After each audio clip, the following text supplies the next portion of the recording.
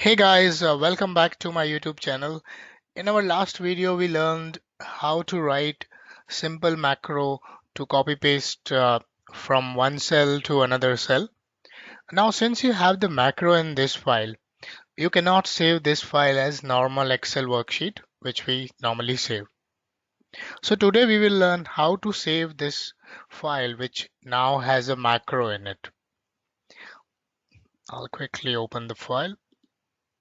So this is the file which we used in our last video. As you can see, it has the code in it, macro code.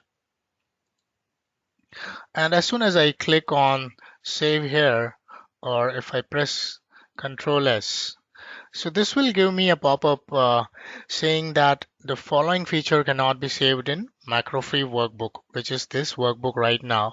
So we cannot save VB project in it.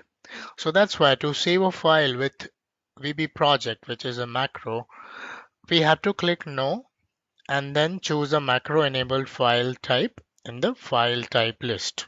Okay, so I'll click no here.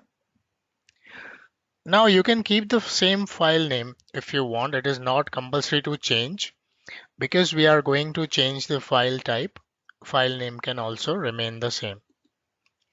So I'll change this to macro enabled workbook